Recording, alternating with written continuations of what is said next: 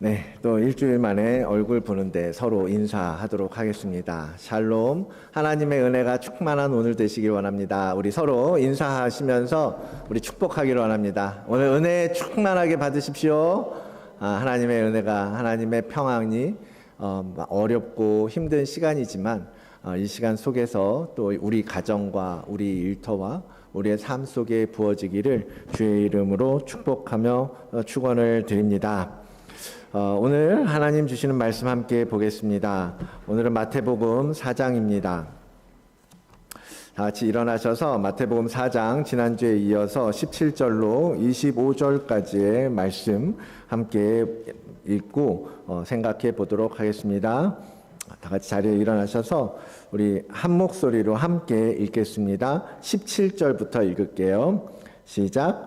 이때부터 예수께서 비로소 전파하여 이르시되 회개하라 천국이 가까이 왔느니라 하시더라. 갈릴리 해변에 다니시다가 두 형제 곧 베드로라 하는 시몬과 그의 형제 안드레가 바다에 금을 던지는 것을 보시니 그들은 어부라. 말씀하시되 나를 따라오라. 내가 너희를 사람 낚는 어부가 되게 하리라 하시니 그들이 곧 그물을 버려두고 예수를 따르니라. 거기서 더 가시다가 다른 두 형제 곧 세베대의 아들 야고보와 그의 형제 요한이 그의 아버지 세베대와 함께 배에서 금을 깁는 것을 보시고 부르시니 그들이 곧 배와 아버지를 버려두고 예수를 따르니라. 예수께서 온 갈릴리에 두루 다니사 그들의 회당에서 가르치시며 천국 복음을 전파하시며 백성 중에 모든 병과 모든 약한 것을 고치시니 그의 소문이 온 수리아에 퍼진지라. 사람들이 모든 앓는 자 곧 각종 병에 걸려서 고통당하는 자 귀신 들린 자 간질하는 자 중풍병자들을 데려오니 그들을 고치시더라. 갈릴리와 데가볼리와 예루살렘과 유대와 요단강 건너편에서 수많은 무리가 따르니라. 아멘. 살아계신 하나님의 말씀입니다. 오늘 말씀을 위해서 잠깐 기도하겠습니다. 거룩하신 하나님 아버지, 예수 그리스도를 이 땅에 보내셔서 우리를 구원의 생명 가운데 살게 하시고 오늘도 그 은혜에 감격하여 하나님을 예배하게 하시니 감사를 드립니다. 이 주신 믿음 붙들고 오늘도 주님을 높여드리며 주의 말씀에 귀 기울이기를 원하오니 성령 하나님께서 우리의 심령에 굳은 것을 깨트리사 거룩한 말씀이 우리의 심령 안에 깊숙한 곳에 뿌려지고 뿌리 내리고 열매 맺기까지 자라게 하여 주시옵소서. 말씀을 듣는 모든 심령들에게 하나님 나라의 크신 비밀이 풀려지는 역사가 있게 인도하여 주시옵소서. 우리 귀한 자녀들 주께서 복 주시고 은혜 더하여 주셔서 함께 말씀을 나눌 때에 그 말씀을 듣고 하나님 나라의 크신 은혜와 비밀이 그들의 마음속에 새겨지는 오늘 복된 말씀, 복된 예배 되도록 우리 자녀들에게 은혜를 더하여 주시옵소서. 감사드리오며 살아계신 예수 그리스도의 이름으로 기도드립니다. 아멘. 우리 주야열 학교 학생들은 이제 따로 말씀 함께 우리 사모님과 함께 나누도록 하겠습니다. 지난주 말씀에서 우리는 세례 요한의 시대가 가고 예수 그리스도의 시대가 열렸다. 그를 통하여 어둠 가운데 빛이 임하였다라는 말씀을 함께 나누었습니다. 이방의 갈릴리와 같은 소외되고 외면당하고 절망 가운데 살아갈 수밖에 없는 우리 인생들이지만 주님이 오셔서 빛을 비추어 주셨고 우리는 그 빛을 받은 자로 살게 되었음을 은혜 가운데 고백할 수 있었습니다. 그리고 그 빛을 받은 자에게 주시는 첫 메시지, 우리가 오늘 읽은 첫 구절이죠. 회개하라, 천국이 가까이 왔느니라. 주님은 따르는 모든 자들에게 먼저 회개의 복음을 전해 주셨습니다. 이제 하나님의 나라가 너희 가운데 임하였으니 회개하라, 돌아서서 그 천국 복음을 믿으라 라는 것이었습니다. 그리고 이어서 담백하게 기록하고 있는 오늘의 본문 두 번째 단락은 제자를 부르시는 주님의 모습이죠. 그리고 세 번째 단락에서는 치유 사역을 하시면서 많은 사람들을 고치시고 많은 사람들이 예수 그리스도께 모였다라는 것을 보여주고 있습니다. 마태는 주님께서 공생애를 시작하시면서 그의 공생애 가운데 하실 핵심 사역들, 내가 무엇을 할 것이다, 무엇을 하셨는지 예수 그리스도께서, 그리고 어디에 중점을 두셨는지 이 본문을 통해서 먼저 가르쳐주고 있습니다. 마치 결론을 짚어주고 그 결론을 얻게 된 구체적인 사례들, 구체적인 진술들을 쭉 펼쳐나가는, 이제 그거를 연역적인 방법이라고 얘기를 해요. 결론부터 얘기하고 왜 그 결론에 이르게 되었는지 쭉 적어가는 그런 방식처럼 주님께서 이제 공생애를 시작하셨고 이러이런 일들을 해 나가셨고 이제 나는 그 기록들을 적어 나갈 거야 라는 것을 이 부분을 통해서 먼저 정리해 주고 있다라는 거죠. 즉 예수 그리스도의 시대가 시작되었고 주님은 첫 번째 복음을 전하는 사역을 하셨고 두 번째 제자를 불러 세우시는 제자 양육 사역을 하셨고 세 번째 모든 병과 약한 것을 고치시며 치유와 회복, 바로 돌봄의 사역을 하셨다라는 것을 이제 오늘 요점부터 독자들에게 알려주고 있는 것입니다. 마태가 이렇게 결론부터 딱 얘기하고 복음서를 기록할 수 있었던 것은 그의 복음서의 기록 시점이 이제 이 모든 일들을 경험하고 오랜 시간이 지나서 이 복음서를 기록하고 있기 때문입니다. 제자들은 오실 주님을 기다리다가 성령의 감동을 따라 책을 쓰기 시작합니다. 예수님께서 사역하셨던 시기는 서기 30년경이에요. 그때 주님이 오셔서 3년간의 공생애를 통해서 십자가에 오르시고 죽으시고 부활하시고 승천하시는 이 모든 일이 30년경에 이루어졌단 말이에요. 그러면서 주님께서 가실 때 뭐라 그러셨어요? 내가 다시 올 것이다 라고 말씀하시고 하늘에 오르셨기 때문에 그를 따르던 제자들은 이제 기다린 거죠. 주님이 다시 오실 날을 기다리다가 이제 시간이 지나면서 주님에 대한 자신의 경험들, 자신의 고백들을 이제 기록으로 남겨야겠다 해서 기록하기 시작한 거예요. 그게 바로 60년경이었습니다. 말씀드렸던 것처럼 그러니까 30년 정도가 지나서 기록했다라는 거예요. 그동안 이 책을 기록하기 위해서 마치 지금도 유명한 사람들이 회고록이라는 걸 쓰잖아요. 뭐 대필 작가를 쓰기도 하고 뭐예요? 내가 살아왔던 이야기들을 싹 다 콜렉션을 합니다. 여기서 누가 이야기하는 거, 누가 경험했던 거 그런 것들을 싹 모아서 이제 마태, 마가, 누가가 복음서, 예수 그리스도의 행적을 기록하면서 나름대로 자신들의 기록을 가지고 자신들의 관점과 목적에 따라 편집해서 기록을 하기 시작한 거죠. 그것이 복음서였습니다. 복음서입니다. 그에 따라서 마태도 자신만의 편집 방식으로 복음서를 기록하는 거예요. 그리고 오늘 본문처럼 그는 먼저 주님의 생애와 사역을 기록하면서 결론적으로 말하고 싶었던 주님이 그 기간 동안에 이 땅에서 하셨던 일들, 물론 주님이 이 땅에 오셔서 하셨던 가장 핵심적인 건 뭐예요? 십자가에 올라가시는 일이었어요. 십자가를 통해 우리를 구속하시는 일, 우리의 죄를 대속하시는 것이 가장 핵심 과제였지만 그것을 위해서 이제 십자가에 올라가기 위해 3년 동안 이 땅에서 사역을 하시면서 주님은 이런 일들을 하셨다라고 정리해 주고 있다라는 거죠. 그리고 이 기록을 통해서 예수를 믿는 우리가 해야 할 일, 이 땅에서 예수를 따라가는 길이 무엇인지 주님의 행적을 통해 우리에게 가르쳐 주고자 했던 것입니다. 그래서 첫 번째 제목 벌써 나갔죠. 다시 한번 열어주세요. 그 첫 번째 핵심 과제는 복음 전파였다라는 거예요. 함께 우리 제목을 읽어볼게요. 복음을 전파하라. 네, 복음을 전파하라. 비로소 전파하여 이르시되 회개하라 천국이 가까이 왔느니라 하시더라. 주님은 공생의 내내 이 말씀을 선포했잖아요. 이 복음을 전했잖아요.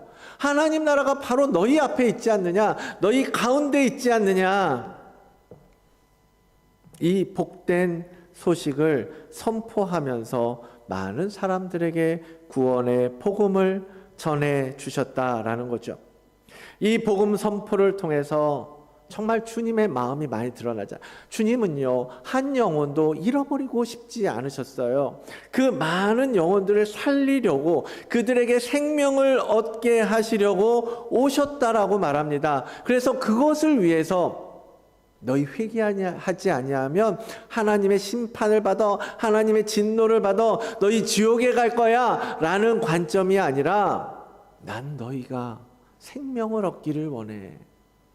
너희가 하나님으로부터 떠났던 삶에서 돌이켜서 하나님의 생명을 얻고 영원한 하나님 나라의 백성이 되고 그 자녀가 되고 하나님 나라 천국의 소망을 갖고 살기를 원해. 주님 눈에는 어디가 어딘지 분간하지 못하고 제 갈 길로만 걸어가는 이 무지한 양떼들 같은 우리 인간들이 너무 안타까우셨던 거예요. 그렇게 이 땅에서 죄로 인해서 소망 없이 살아가고 있는 그 연약한 양과 같은 우리들에게 이 복음의 메시지를 주님은 끊임없이 선포하셨다라는 겁니다. 그리고 그 복음을 이루는 일들을 행하신 거죠. 친히 그 양의 문이 되고 그 길을 여셔서 우리와 같이 죄로 인해 어두운 길 잃은 양들, 앞을 보지 못하는 이 양들을 푸른 초장으로 인도해 주시고 또한 밤을 지샐 울타리가 되어 주시고 우리의 생명을 지켜주시기 위해 수고하셨다라는 겁니다. 그래서 먼저 이렇게 권면하며 선포합니다. 회개해라, 돌이켜라.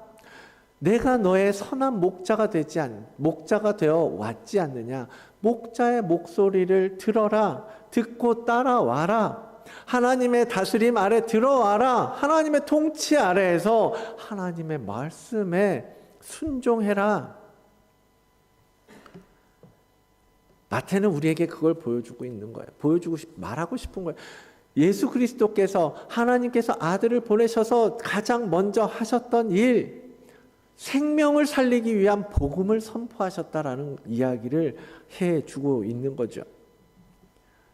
여러분, 이 복음을 우리의 마음 깊은 곳에서 부딪혀 알게 되기를 원합니다. 주께서 왜 오셔서 그렇게 고난 당하셨는지, 주께서 왜 우리에게 회개하라, 하나님 나라가 가까이 왔다라고 선포하셨는지, 왜 우리의 어두운 눈을 뜨게 하시고 우리에게 생명을 얻게 하시는지, 이 모든 복음의 은혜를 우리가 깊이 깨닫게 되기를 원합니다. 그리고 그 말씀하신 대로 회개하라, 주님 앞에 무릎 꿇는 우리 모두가 되기를 소원합니다. 그리고 두 번째, 주님께서 힘을 쏟아 부으셨던 영역은 뭔가? 바로 제자 양육이라는 거예요. 두 번째 제목, 제가 뭐라고 적었어요? 함께 읽어볼까요? 시작. 제자를 세우라. 본문 19절에 주님은 제자를 부르십니다. 말씀하시되 나를 따라오라. 내가 너희를 사람 낚는 어부가 되게 하리라. 주님은 공생애를 지나가시면서 12명의 제자를 세우셨습니다. 그들을 부르시고 그들에게 사명, 보내는 명령을 주셨습니다. 주님이 부르실 때에 오늘 본문 속에 베드로와 안드레, 야고보와 요한처럼 그들은 가지고 있는 모든 것을 다 버려두고 주님을 따라 움직였습니다. 복음이 우리 안에 들려지고 믿어지고 새겨지면, 그리고 그 말씀이 믿어진다면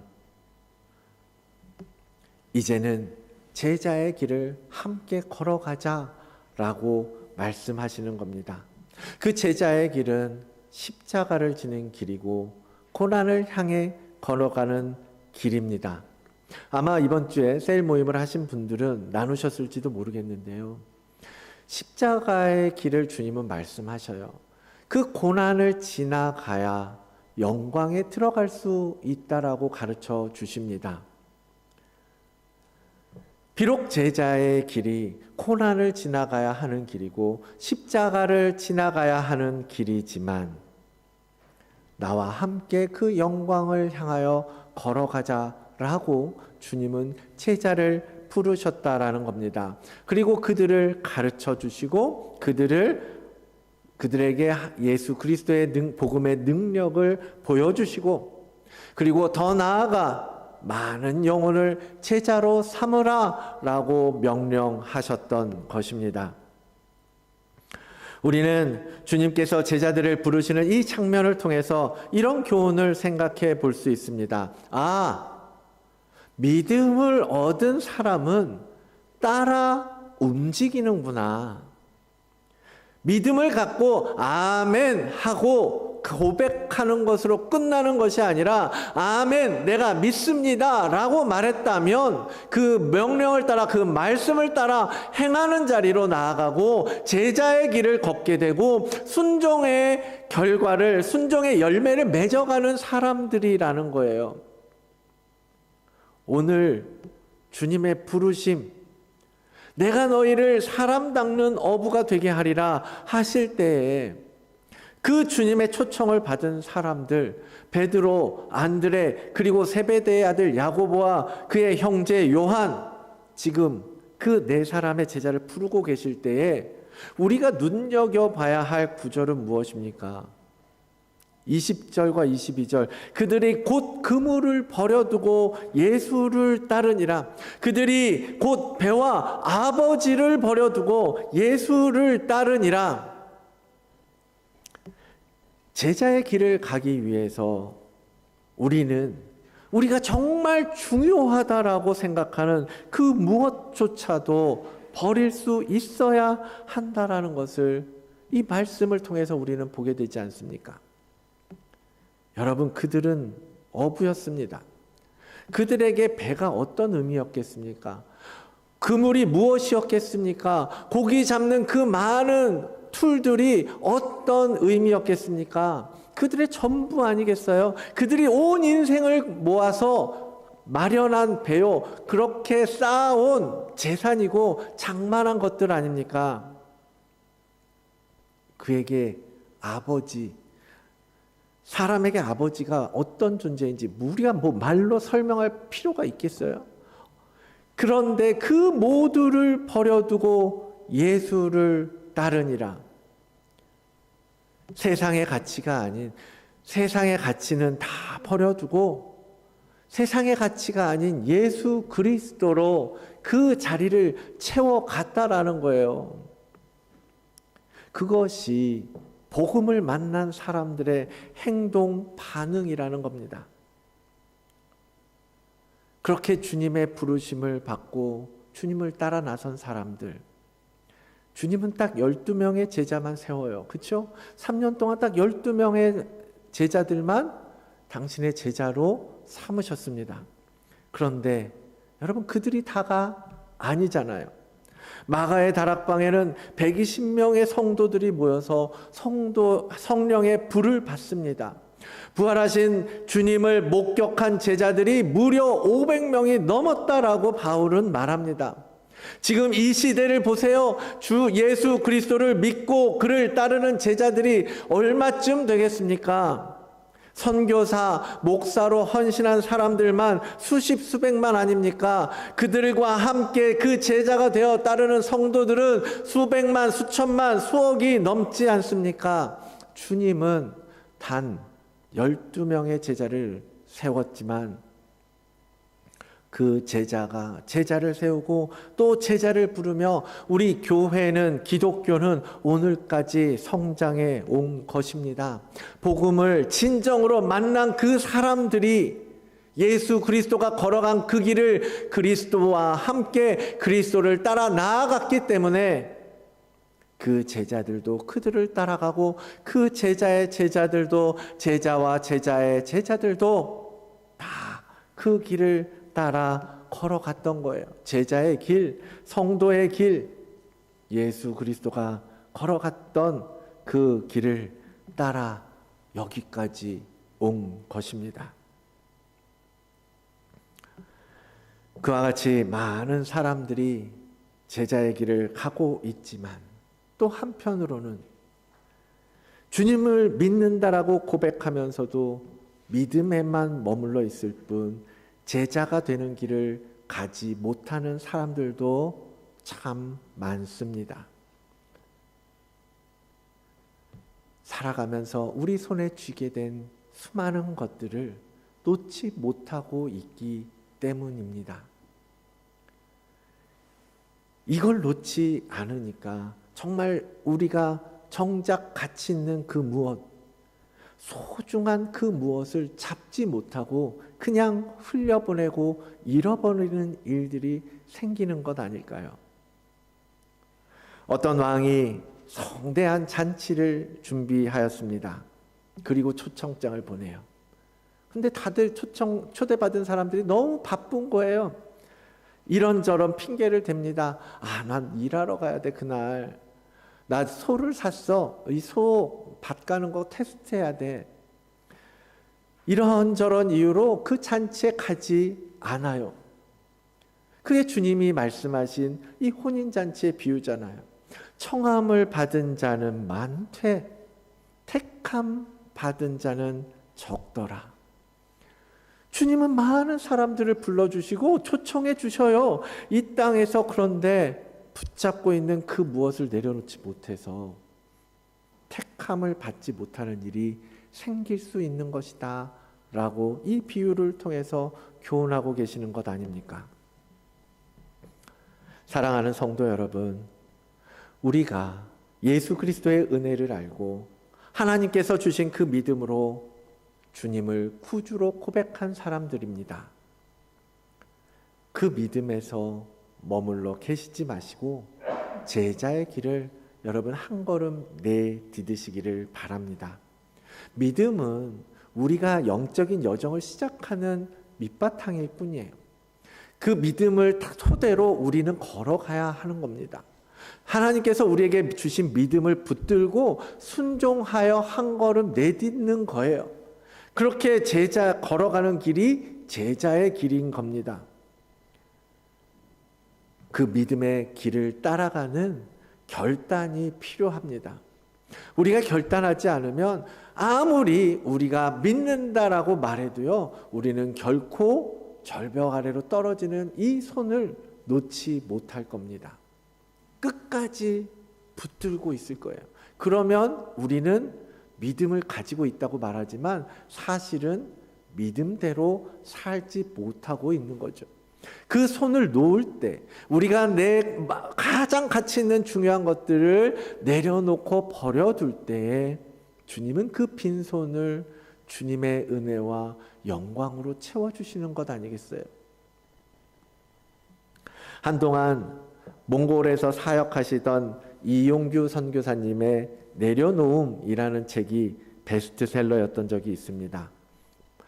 비판의 목소리도 있겠지만 지금도 큰 울림을 주는 책입니다. 기독교 영성에서 이 내려놓음이라는 것 너무너무 중요하기 때문입니다. 그게 안 되면 채울 수 없기 때문입니다.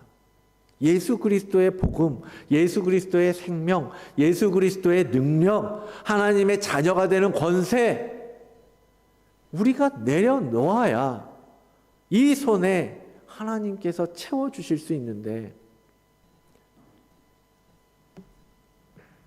정말 우리가 우리 손에 너무너무 귀하다라고 붙잡고 있는 이 모든 가치 있는 것들을 내려놓고 포기하고 버려두어야 하는 이유는 그것보다 훨씬 가치 있고 소중한 예수 그리스도의 복음을 붙잡기 위함이라는 것을 여러분 믿음으로 고백하시기를 원합니다. 누구나 소중하고 귀하고 사랑하는 그걸 붙잡고 살아갑니다. 여러분의 두 손에는 무엇을 붙잡고 계십니까? 행복하고 평안한 삶? 그것을 위해서 많은 부와 힘과 명예를 쫓고 계십니까? 자녀들의 성공과 건강?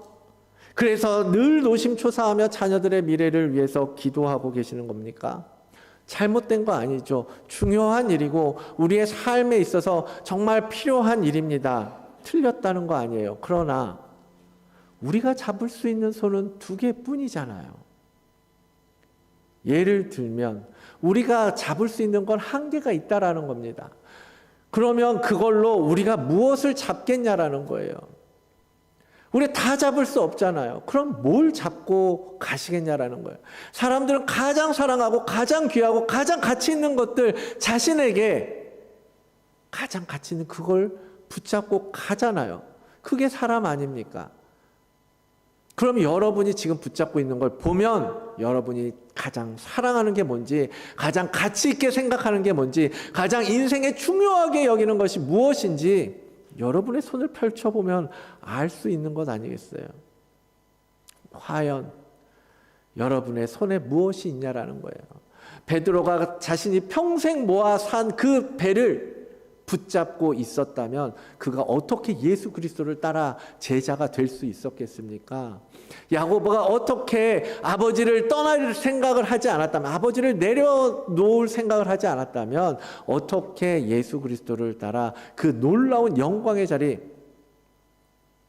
제자들 중에 가장 먼저 순교하면서 그 생명을 많은 사람들에게 복음을 선포하고 증거하면서 살아낼 수 있었겠습니까?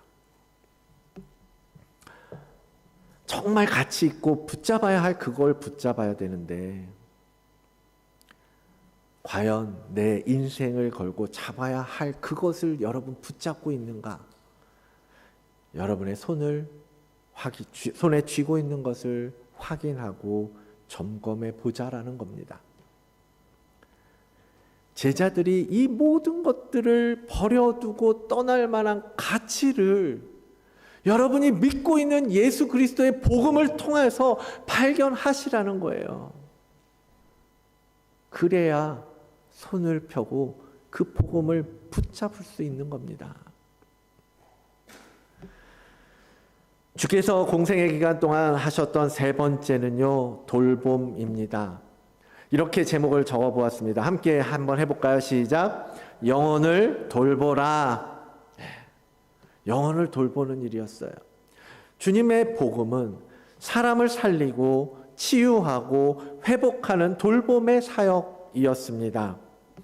예수께서 온 갈릴리에 두루 다니사 그들의 회당에서 가르치시고 복음을 전파하시고 백성 중에 모든 병과 모든 약한 것을 고치셨다라고 마태는 담백하게 기록해 주고 있는 겁니다. 주님이 예수 그리스도가 평생 하신 게 그거였어.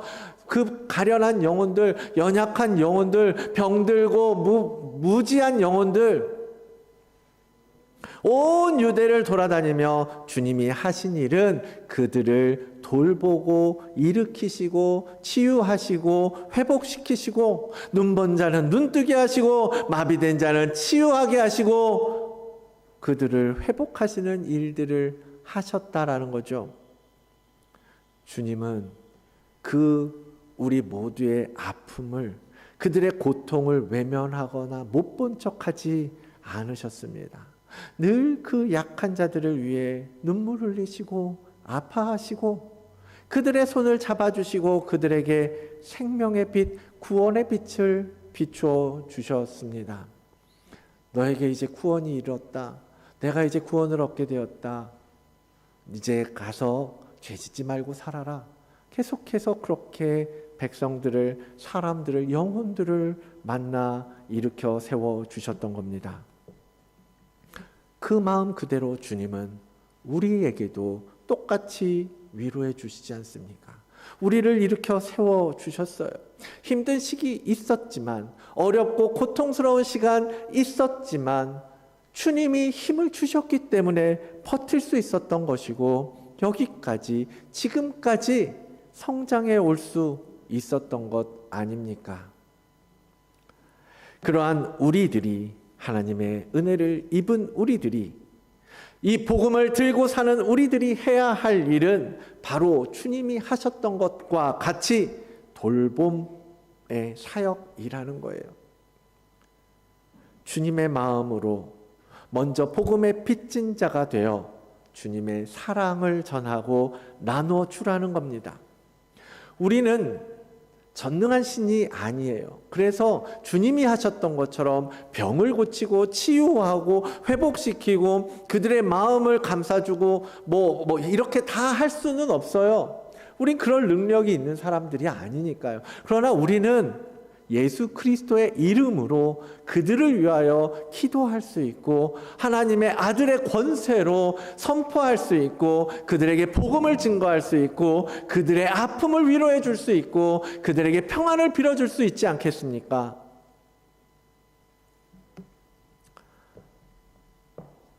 우리에게 주신 은혜로 우리가 일할 수 있고 먹고 행복하게 살고 있다면, 그것을 가지고 그 약한 자들, 우리 주변에 아픈 사람들, 위로가 필요한 사람들, 도움이 절실한 사람들, 절망 가운데 낙심한 사람들, 그들에게 이 은혜를 나눠줘야 되지 않겠어요?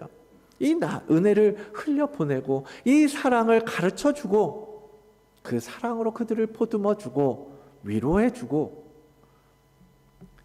그것이 복음을 받은 자가 살아가야 할 길이고 방향이라는 겁니다.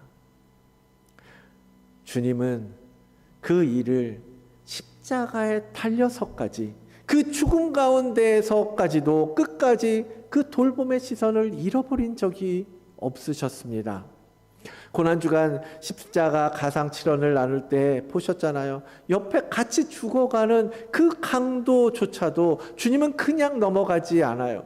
바라보시고 너희가 나와 함께 낙원에 있을 것이다. 그를 구원으로 이끌어 가십니다. 홀로 남은 어머니를 위해서 지금 당신은 죽어가면서도 그 홀로 남는 어머니를 위해 여기 아들입니다. 네 어머니다. 함께 돌보는 영적인 공동체를 세워주시잖아요. 그것이 주님께서 하신 일이고 주님의 마음을 가득 채우고 있었던 주님의 사역이었다라는 거죠. 주께서 보이시고 가르쳐 주신 그 돌봄을 우리도 제자가 되어 배우고 나아가 실천하고 그렇게 살아가는 우리 다드림교회 공동체가 되기를 축복합니다. 사랑하는 성도 여러분, 복음은 이런 일들을 감당하게 합니다. 우리는 복음으로 사람을 살리는 자가 되어야 합니다. 사람 낚는 어부, 그들을 죽음 가운데에서 생명으로 건져내는 겁니다. 제자로의 부르심에 온전한 순종으로 응답해야 합니다. 그리고 주님의 그 마음 그대로 내 이웃을 돌보고 약한 자를 살피며 그들을 위로하고 손잡아 주어야 합니다. 마지막으로 주님이 세상을 떠나가실 때에 남은 제자들에게 이렇게 명령하십니다. 우리 함께 마태복음 28장 읽어볼까요? 시작. 예수께서 나와 말씀하여 이르시되 하늘과 땅의 모든 권세를 내게 주셨으니 그러므로 너희는 가서 모든 민족을 제자로 삼아 아버지와 아들과 성령의 이름으로 세례를 베풀고 내가 너희에게 분부한 모든 것을 가르쳐 지키게 하라. 볼지어다 내가 세상 끝날까지 너희와 항상 함께 있으리라 하시니라. 아멘. 가서 제자 삼고 복음 전하고 세례, 영적인 생명을 얻도록 돕고 그들에게 복음의 삶을 살아갈 수 있도록 가르쳐주고 이끌어줘라. 나는 지금 떠나가지만 너희는 이제 나의 제자로서 나아가 또 제자 삼고 제자 삼으며 내가 너희에게 가르쳐 지키게 한 모든 말씀을 행하고 살라는 것입니다. 내가 그렇게 할 수 있는 모든 권세를 이미 너에게 주었지 않느냐? 할렐루야! 여러분에게 모든 권세가 있음을 믿음으로 선포합니다. 이미 그 모든 사명을 감당할 능력과 힘을 주셨다는 겁니다. 게다가 주님은 약속하고 계시지 않습니까? 내가 세상 끝날까지 너희와 항상 함께 있을 것이다. 그렇게 할 수 있는 권세와 능력을 주셨을 뿐만 아니라 항상 함께 하시며 이 복음의 사명을 이루도록 도울 것이다. 내가 옆에 있겠다 라고 약속하고 계시지 않습니까? 우리는 그 약속을 믿고 오늘도 복음의 사람으로 살아가야 할 것입니다. 주님께서 공생애를 통해서 보여주셨던 이 복음의 핵심적인 사역들, 이제는 이 복음을 받고 살아난 너희들이 나를 대신하여 이 땅에서 신음하고 있는 많은 영혼들을 살려냈으면 좋겠다. 그들이 아파할 때 함께 울어주고 내 살과 피를 흘려서 생명을 나누어 주었던 것처럼 너희에게 베풀어준 그 은혜와 긍휼을 가지고 그들을 안아주고 그들을 섬겨주고 그리고 함께 제자의 길을 걸어가자. 그 길을 위해서 내게로 와라. 주님은 초청하고 계십니다. 여러분, 복음이 여러분에게 어떤 의미입니까? 복음에 반응하고 계십니까? 복음에 응답하고 계십니까? 응답하라. 예수 그리스도의 그 부르심에 응답하기로 결단하는 여러분들이 되기를 원합니다. 여러분에게 주신 그 은혜, 그 복음의 능력, 그 복음의 가치, 이제는 그 복음에 응답하여 예수 그리스도의 사랑으로 나아가 제자 삼고 복음대로 살아내고 그들을 위로하고 복음이 필요한 사람들에게 다가가기로 결단하는 우리 다드림교회 모든 성도님들 그리고 여러분의 가정이 되시기를 주의 이름으로 축원을 드립니다. 설교를 준비하며 주님, 지금 이 시간 우리의 마음속에 생각나는 누군가가 있습니까? 하나님, 사랑했어야 하는데 사랑하지 못했던, 정말 위로하고 품어주고 섬겨주어야 했지만 그러지 못했던 누군가, 내 이웃, 내 가족, 내 동료, 내 친구, 주님, 지금 주신 그 마음을 가지고 나아가 주님의 마음을 시원케 하는 우리 모두가 되게 하여 주시옵소서. 주께서 그 아들을 보내시기까지 사랑하셨던 그 사랑을 우리가 받았습니다. 이제 그 사랑을 가지고 제자의 삶을 걸어갈 뿐 아니라 주님께서 하셨던 그 돌봄의 사역 가지고 잘 감당하는 우리 모두가 되게 인도하여 주시옵소서. 더 기도하고 더 말씀 앞에 세워지고 더 주님을 예배하면서 우리의 영을 더 굳건하게 만들어 이 땅을 하나님의 나라로 이끌어가는, 세워가는 우리 모든 다드림 교회 공동체 지체들 그 가정이 되게 복을 더하여 주시옵소서. 감사하며 예수 그리스도의 이름으로 기도드립니다. 아멘. 함께 일어나서 찬